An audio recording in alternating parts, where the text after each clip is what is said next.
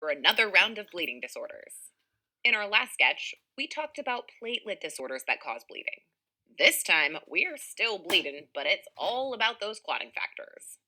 As the sketch progresses, we'll group these conditions according to the portion of the coagulation cascade they affect.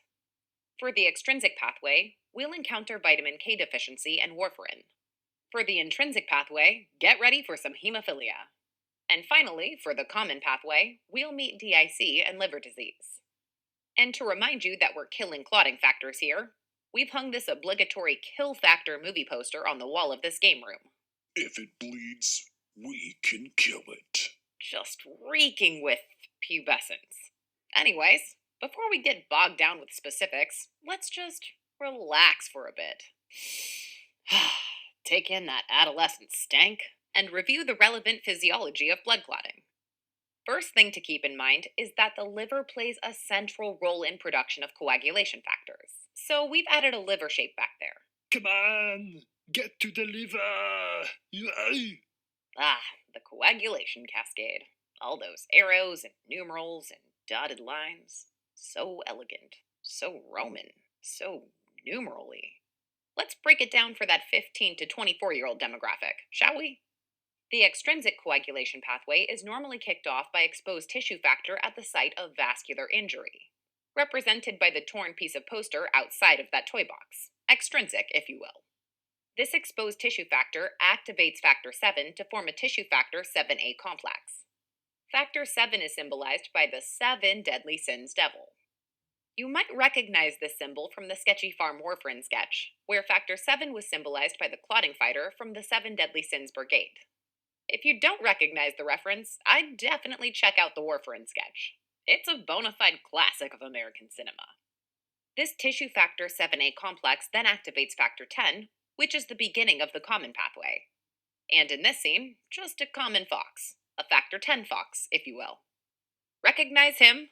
This furry factor starred in our heparin sketch, also way back in Sketchy Farm. So much nostalgia. Let's check out the goodies inside the toy box, representing the intrinsic pathway, which includes factors 12, 11, 9, and 8. It starts with the activation of factor 12, represented by this little army figure with the Roman numeral 10 and 2 guns. This activates factor 11, represented by the 10 army figure with 1 gun. This is followed by activation of factor 9, represented by the 9 lives cat, which complexes with factor 8, the 8 ball, to activate factor 10, thus activating the common pathway. Yep, that factor 10 fox is where the intrinsic and extrinsic pathways converge. Now, these two pathways aren't completely isolated from each other. The tissue factor 7 complex from the extrinsic pathway, for example, also activates factor 9 inside the box, part of the intrinsic pathway. It's just one big happy coagulation family. Now let's focus on the common pathway, starting with that factor 10 fox, which was activated by both the intrinsic and extrinsic pathways. Activated factor 10 gets together with cofactor 5, the toy soldier with the V on his chest. Together, they convert prothrombin, or factor 2, to thrombin, or factor 2A, represented by our recurring thrombin thrombeaver symbol. Thrombin converts fibrinogen, or factor 1, to fibrin, or factor 1A. Cross-linked fibrin is represented by these fibrous crossed toothpicks. Cross-linked with the help of factor 13, of course, represented by this soldier with the X on his chest, as well as 3 extra guns. Alright, now that we've reviewed how the clotting cascade is supposed to work, let's talk about what happens when these factors are dysfunctional or deficient, starting with the clinical presentation. Spoiler alert, bleeding. First, think back to the platelet disorder type bleeding we saw at the platelets home game.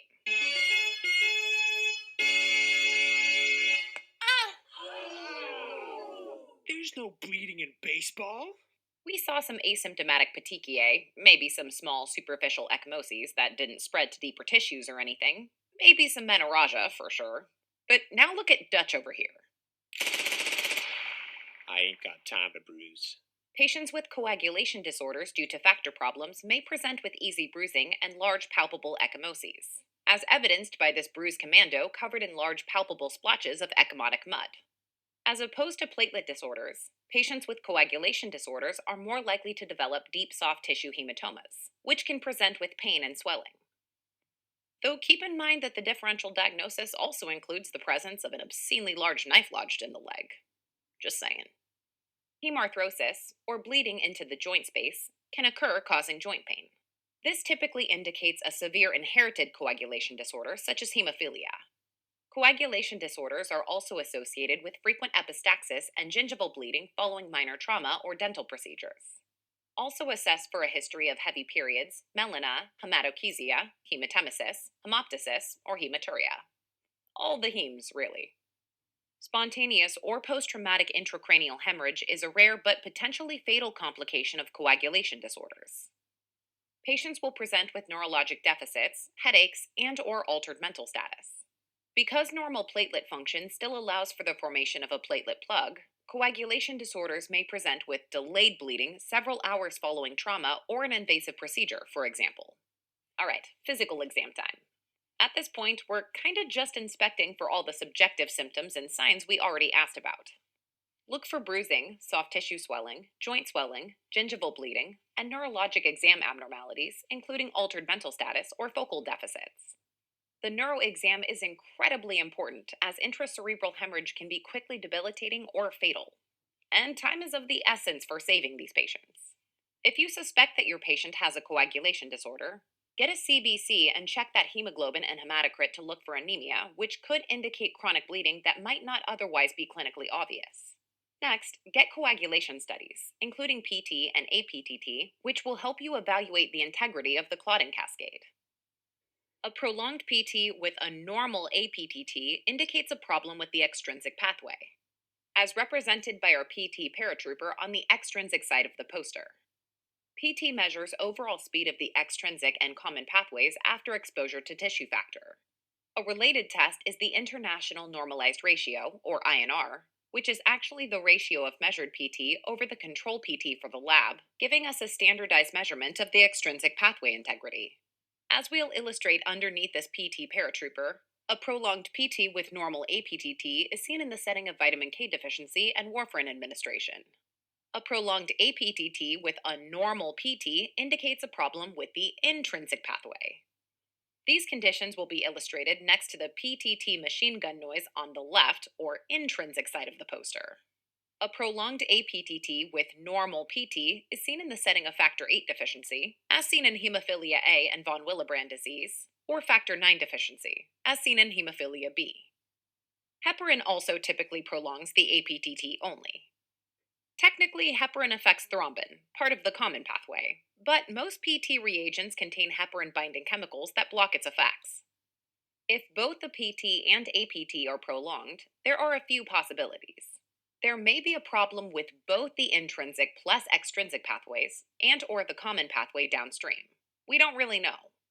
Next to this kid holding up the PT paratrooper figure whilst blurting out that APTT action sound effect, we'll illustrate a couple important acquired causes of both prolonged PT and APTT. We're talking liver disease and DIC. Alright, but before we jump into the specific coagulation disorders, what if PT and APTT are normal in a patient with a suspected bleeding diathesis? What? In that case, consider a platelet disorder, which, if you recall, is typically associated with a mucocutaneous bleeding pattern. Again, just think back to that baseball game. Ah! Are you bleeding? There's no bleeding in baseball. We're talking epistaxis or gingival bleeding, asymptomatic petechiae, small superficial ecchymoses, and menorrhagia. Also, bleeding usually occurs immediately after vascular trauma and is rarely delayed. Get a platelet count, which is part of the CBC. This distinguishes a quantitative platelet disorder. A blood smear is used to confirm. To identify a qualitative platelet disorder, test for von Willebrand disease and consider PFA 100 testing. Screening for von Willebrand disease include factor VIII activity, VWF antigen, and ristocetin cofactor activity. And remember that APTT can be prolonged in these patients since, von Willebrand factor stabilizes factor VIII and all. Check out our platelet disorder sketch for all the stats. You might also consider testing renal function since uremia can lead to platelet dysfunction. And finally, if you suspect a coagulation disorder, make sure to get a thorough history looking for medications that can also increase the risk of bleeding, like NSAIDs, antiplatelet agents, or anticoagulants. This is especially important to consider in that patient with a history of vascular disease, thromboembolism, or atrial fibrillation, for example. We'll cover a few anticoagulants in this sketch and remind you of the antiplatelet agents over in the platelet disorder sketch. Alright, let's continue our differentials, starting with the conditions that mainly affect the extrinsic coagulation pathway. That means PT is prolonged, but not APTT. Underneath this PT paratrooper, we'll illustrate the two biggies that fall into this category: vitamin K deficiency and warfarin administration. Vitamin K deficiency will be symbolized by this K shaped controller getting thrown to the ground as this kid rage quits in the middle of a Claude of Duty match. The vitamin K dependent coagulation factors are those that require carboxylation by vitamin K in the liver and include factors 2, or thrombin, 7, 9, and 10. And up on the screen, you'll notice that each of these factors is represented by its corresponding logo on the soldiers' helmets, representing their brigade. You've got the Thrombivers, 7 Deadly Sins Devils, 9 Lives Cats, and if you fork over some cash, the Factor 10 Fox Brigade as DLC. Anticoagulant proteins C and S are also vitamin K dependent, symbolized by the captain and sergeant labeled C and S in the background. Notice that the 7 Deadly Sins soldier is already down on the battlefield, illustrating that factor 7, part of the extrinsic pathway, has the shortest half life of all vitamin K dependent factors. Therefore, in the setting of vitamin K deficiency, factor 7 decreases first, resulting in a prolonged PT-INR and a normal APTT. During severe deficiency, however, additional vitamin K dependent factors are affected, which means you'll measure a prolonged APTT as well. Vitamin K dependent factors can also be measured. Levels will typically be less than 50% of normal in deficient patients. Vitamin K deficiency is more common in newborns because the liver is immature and cannot effectively use vitamin K. And on top of that, they tend to have low vitamin K stores. Breast milk also has inadequate levels of vitamin K. In adults, vitamin K is normally acquired through the diet, although dietary related deficiency is pretty uncommon. Because it's fat soluble and all, vitamin K can become deficient in the setting of GI related fat malabsorption disorders, represented by this brown puddle of chunky fish tank debris. Think of diseases like celiac disease, IBD, extensive bowel surgery, and cholestasis, such as primary sclerosing cholangitis and primary biliary cholangitis. In addition, pancreatic enzymes are important for the absorption of fats, and therefore fat soluble vitamins. So, diseases that lead to pancreatic insufficiency, such as CF and chronic pancreatitis, can also result in malabsorption and vitamin K deficiency. Because bacteria in the distal ileum and colon help synthesize absorbable vitamin K, broad spectrum antibiotics that eradicate the intestinal flora can also cause vitamin K deficiency. Second and third generation cephalosporins are also associated with hypoprothrombinemia and exert a warfarin like inhibition of vitamin K recycling in the liver. When it comes to treating vitamin K deficiency, you can start by simply administering vitamin K in either the PO, sub-Q, or IV forms. The method for administration will depend on the clinical scenario. However, oral is typically more effective than sub-Q, and IV is often reserved for major bleeding secondary to warfarin. Make sure you avoid rapid infusion of IV or IM vitamin K, as fatal anaphylaxis has been reported. And, of course, consider treating the underlying disorder if possible. Now that you know a bit about vitamin K's role in coagulation, let's move on to talking about warfarin, symbolized by this war video game. Warfarin is commonly used to treat and prevent thromboembolic disorders and embolic complications associated with atrial fibrillation and prosthetic heart valves. Warfarin is a vitamin K antagonist. Specifically, what we are antagonizing here is vitamin K epoxide reductase, or VCOR, in the liver, which converts vitamin K to its active form. So, down goes those vitamin K dependent factors 2, 7, 9, and 10. Eventually, that is. As we illustrated earlier, factor 7 has the shorter half life, so the extrinsic pathway is affected first, resulting in a prolonged PT. Full anticoagulation takes about 3 days as the rest of the factors are cleared from the circulation. The International Normalized Ratio, or INR, is calculated based on the PT. Its most common use is for the determination of treatment efficacy in patients taking warfarin. In general, warfarin has a weak, if any, effect on APTT, though supratherapeutic levels of warfarin may increase APTT. We know that patients appropriately anticoagulated with warfarin can bleed, but one of the biggest problems with warfarin is the potential for excessive anticoagulation, which can happen with certain medications that interfere with warfarin metabolism. Warfarin is broken down by the enzyme cytochrome P450, represented at Sketchy by a P450 license plate on a chrome bumper. In this scene, the car is broken down and dilapidated to convey inhibited cytochrome P450. Medications that inhibit this enzyme will reduce warfarin metabolism, resulting in increased warfarin levels and a supratherapeutic INR. Some of these meds include fluconazole, miconazole, voriconazole, metronidazole, amiodarone, gemfibrozil, and sulfamethoxazole, which I remember with the acronym FEMVAG. Badges? Okay, no, I don't, but I could. In addition, as we discussed with vitamin K deficiency, some antibiotics can alter intestinal flora, reduce vitamin K synthesis, and thus augment the effects of warfarin.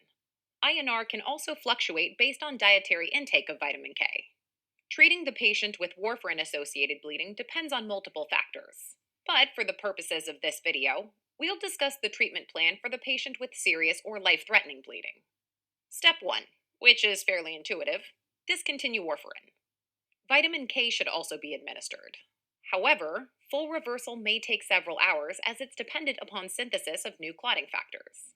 So, for serious life threatening bleeding, a prothrombin complex concentrate, or PCC, is the recommended agent for rapid reversal of drug effect.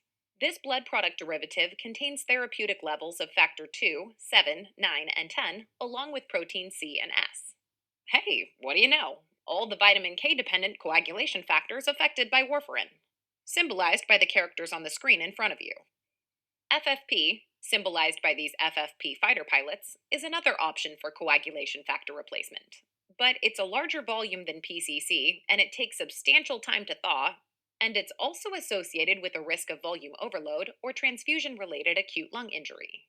PCC is faster and just as effective, with fewer adverse events. So it's the recommended first line treatment for severe warfarin related bleeding.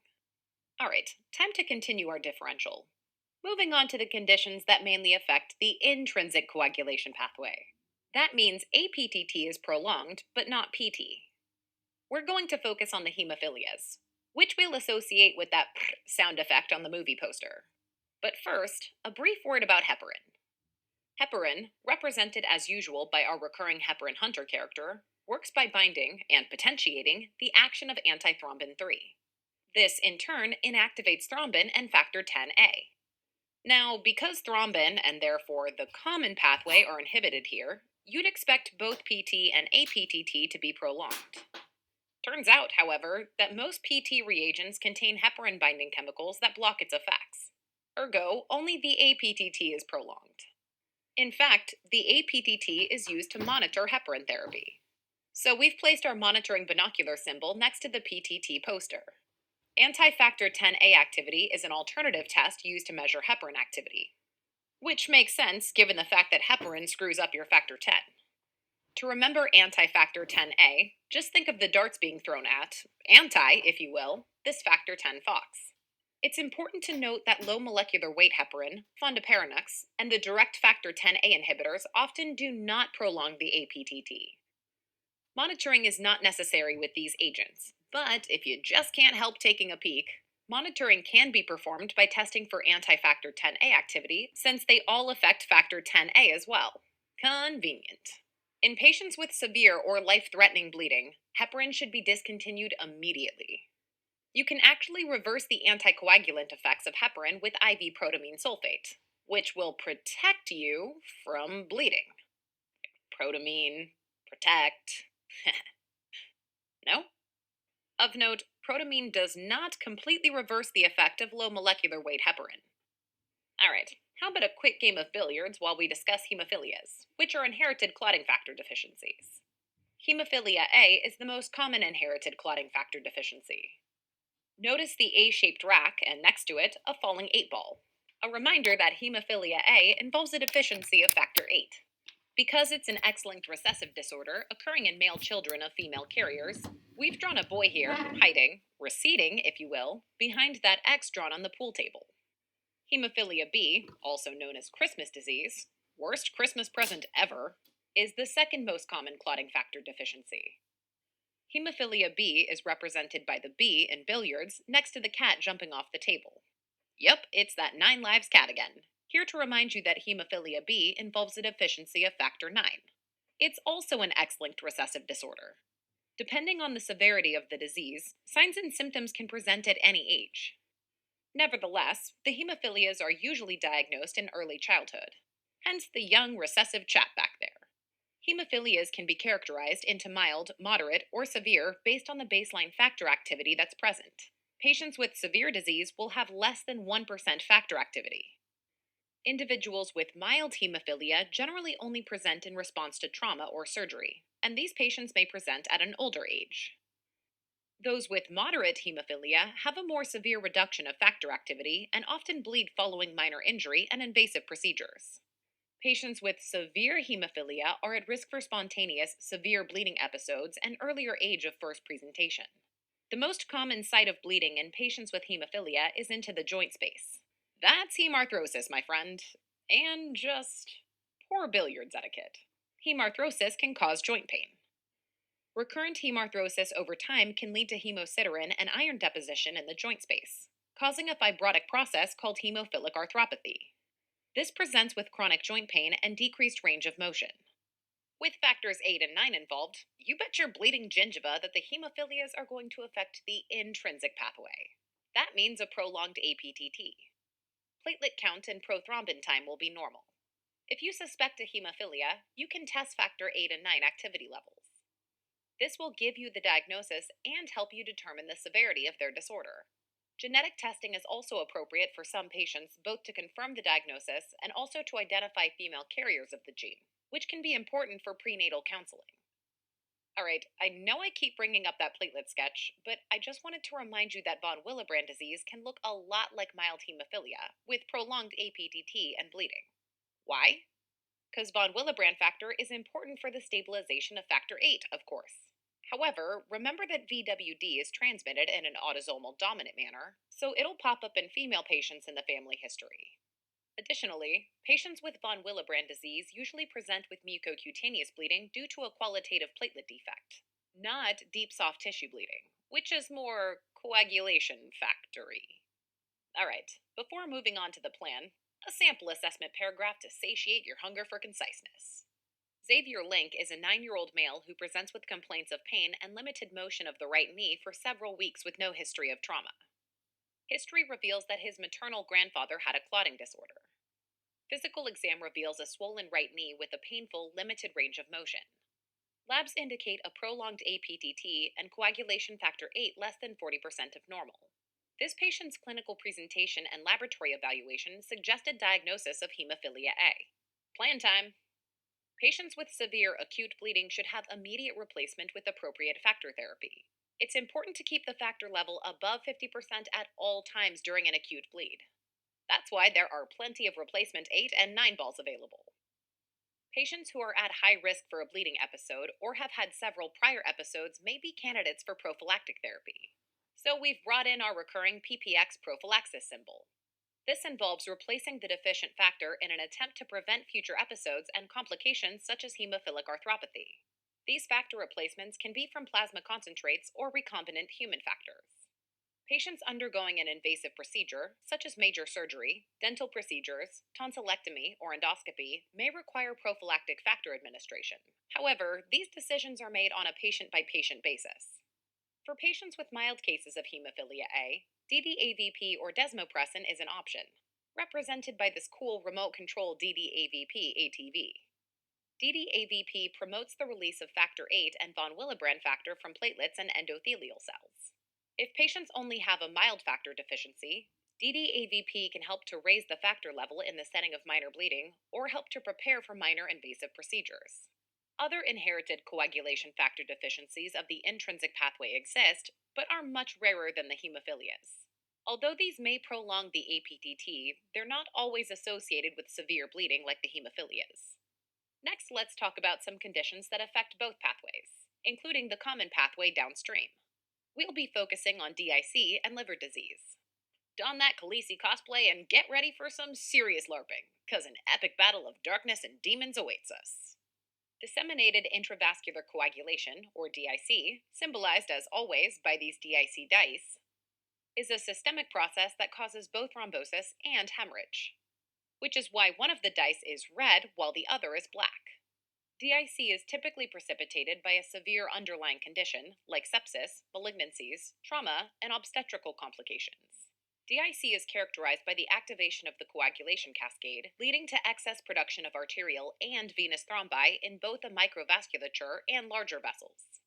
This is portrayed by the creepy blood clot trees clogging the red and the blue rivers, as well as the little tributaries.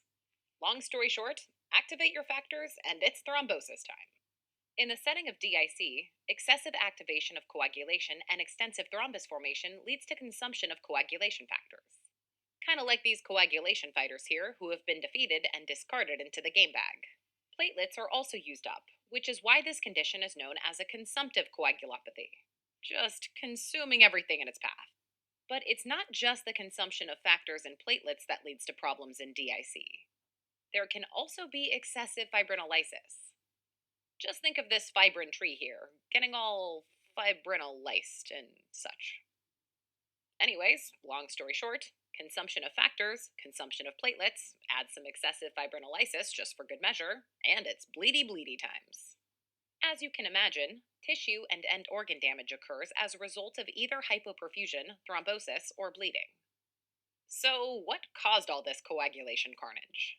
Well, common causes of DIC include sepsis, represented by this murky septic swamp here, trauma, as depicted by the D&D player's cast, I guess it's like full contact D&D, and malignancies, portrayed by the crab warrior, acute promyelocytic leukemia in particular, represented by his pro level shirt. Hemolytic transfusion reactions can also cause DIC, depicted by mom bringing down a transfusion of refreshing red Kool Aid. And finally, obstetrical complications like preeclampsia and HELP syndrome can also cause DIC. The hallmarks of DIC are bleeding and coagulation. Bleeding manifests as petechiae, bruising, and oozing from wounds, mucosa, and IV sites. Though in this guy's case, oozing from spear wound sites. Alright, now about that end organ damage I mentioned earlier. The liver is frequently affected in DIC, with jaundice as one of the initial manifestations, illustrated by this angry yellow orc goblin guy. Pre existing liver disease can make the manifestations of DIC more severe, so for his sake, let's hope he's not a big fan of the mead. DIC can also present with pulmonary complications, including dyspnea and hemoptysis secondary to microthrombi and pulmonary hemorrhage. Intracranial microthrombi and hemorrhage can present as neurologic problems, including delirium and focal deficits. As DIC progresses, superficial tissue thrombosis and hemorrhagic skin necrosis can cause a rare, life threatening condition called purpura fulminans. This is characterized by large purple skin discoloration and eventual skin necrosis. And, as suggested by the stabbed kidney shield, the kidneys are a frequently affected organ system in patients with DIC. Check for a decreased output, an early sign of kidney compromise. I think it goes without saying at this point, but because we're using up coagulation factors here, just a reminder that both PT and APTT will be prolonged. Additionally, expect that platelet count to be low, as depicted by these torn up, used plates. DIC produces a microangiopathic hemolytic anemia, also known as MAHA. As red blood cells pass through the vasculature, they're mechanically sheared by microthrombi and fibrin strands. So check that peripheral smear. Dang, they brought out the lamb's blood? That's some pro level D&D right there. The peripheral smear will reveal schistocytes, sheared broken red blood cells. Schistocytes are also called helmet cells. On labs, look for a low fibrinogen, which makes sense considering the fact that you've got widespread clotting and therefore accelerated conversion of fibrinogen to fibrin. If a fibrin clot is one of those fibrous tree game pieces, then fibrinogen is the precursor, the game pieces in their original plastic frame, ready to be popped out. Notice it's pretty empty, however, depicting consumed fibrinogen. As mentioned previously, DIC is also associated with increased fibrinolysis, which means increased fibrin degradation products on labs, such as D-dimer. In this scene, elevated D dimer is represented by the D&D game manual on the table. It's imperative to recognize DIC immediately so it can be addressed immediately. The scenario will look something like this. Mr. Onomaha, a 70-year-old man with a history of gastric cancer undergoing outpatient chemotherapy, is admitted to the ICU for bacterial sepsis. On day 4 of his admission, his nurse raises concerns that his mental status is deteriorating and has noticed blood oozing from multiple IV sites. Physical exam reveals decreased urine output over the last 24 hours and multiple patches of necrotic skin. Labs show prolonged PT and APTT, elevated D dimer, low fibrinogen, and thrombocytopenia. Peripheral smear confirms the presence of schistocytes. Given his history, physical exam, and lab findings, Mr. Maha likely has disseminated intravascular coagulation caused by underlying malignancy and sepsis. DIC is a pretty nasty beast, and the treatment is largely supportive. The first and most important step in treating DIC is treating the underlying condition. This is really the only way to stop the ongoing coagulation and hemorrhage. Just treat it. You can further support these patients by replacing some of the consumed coagulation components. Cryoprecipitate, which contains fibrinogen, clotting factors, and von Willebrand factor, is useful in DIC patients with serious bleeding and low fibrinogen levels. Just think of this cryo ice pack here cooling down the situation. Additionally, FFP is also used to reduce bleeding in patients with elevated PT and APTT. FFP contains all the factors. Sounds useful right about now. DIC with serious bleeding and platelet counts less than 50,000 should receive platelet transfusion as well. So bring in the new plates. Alright, I bet you thought we were done. But there's one more factor deficient state to cover: liver disease. As you know, clotting factors are produced in the liver. Chronic liver disease and cirrhosis, or conversely, acute liver failure, which you can think of as really, really bad acute hepatitis, are both associated with compromised clotting factor synthesis, which is why we've included a few sunken coagulation factor figurines at the bottom of the tank. This leads to bleeding, of course. Now, labs wise, this leads to prolonged PT and APTT. A few things to note. In the setting of acute liver failure, PT becomes abnormal within 24 hours of impaired synthetic function. It might not show up right away, in other words. Additionally, because of the short half life of factor 7, PT will theoretically become prolonged first in early liver disease, just like we saw in early warfarin therapy and vitamin K deficiency. In addition to low clotting factors, liver disease can lead to both decreased platelet count and function. One cause is decreased thrombopoietin production by a dysfunctional liver, resulting in decreased platelet production. Another cause is splenomegaly due to portal hypertension, leading to increased splenic sequestration of platelets. On labs, that means thrombocytopenia. Keep in mind that thrombocytopenia is more common in chronic liver disease, cirrhosis, versus acute liver failure, though it can be seen in both. Liver disease is also associated with increased fibrinolysis, which contributes to increased bleeding risk. Increased TPA activity, which generates plasmin, in addition to elevated levels of fibrin degradation products, which themselves inhibit clotting, are thought to be at least partially responsible for this phenomenon. On labs, that means an elevated D dimer. However, the D dimer will only be mildly elevated in liver disease. In DIC, on the other hand, D dimer levels can be dramatically elevated. Also, keep in mind that the liver makes protein C, protein S, and antithrombin, which are anticoagulation factors. If these factors are deficient due to liver disease, patients can actually be at risk for increased clotting, as depicted by this clogged fish tank filter. Yep, clotting. Even though these patients may have a prolonged PT and APTT due to factor deficiency, do not assume that these patients are auto anticoagulated, so to speak.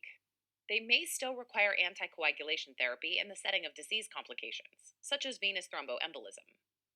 These patients should be evaluated on a case by case basis, and, if started on anticoagulation, should be monitored closely.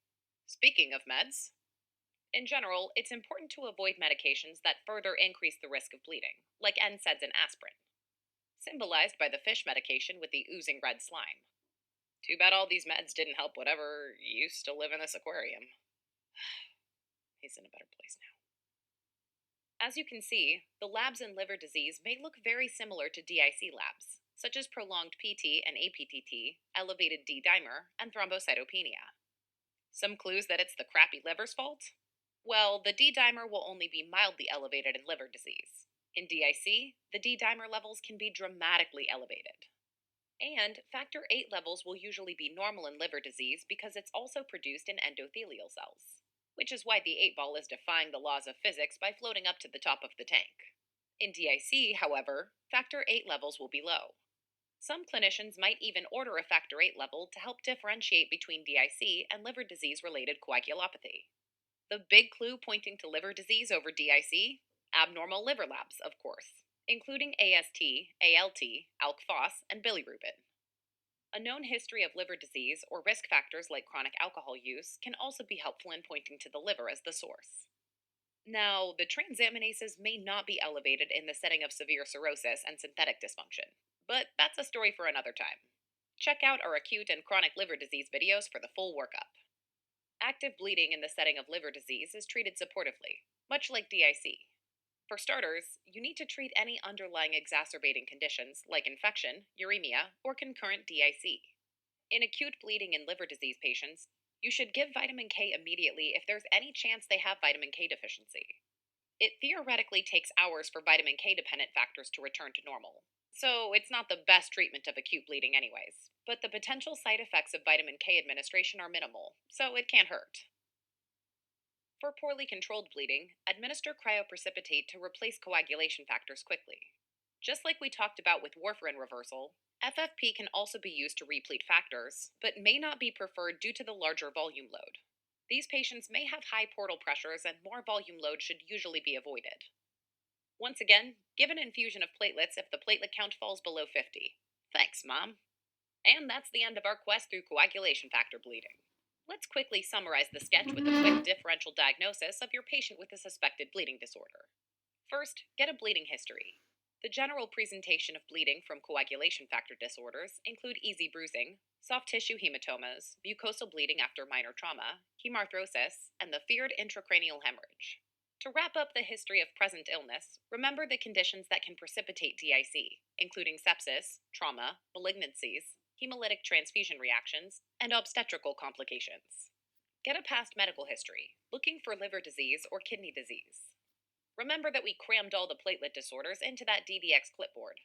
A reminder to check out our platelet dysfunction sketch. That includes uremia in the setting of kidney disease.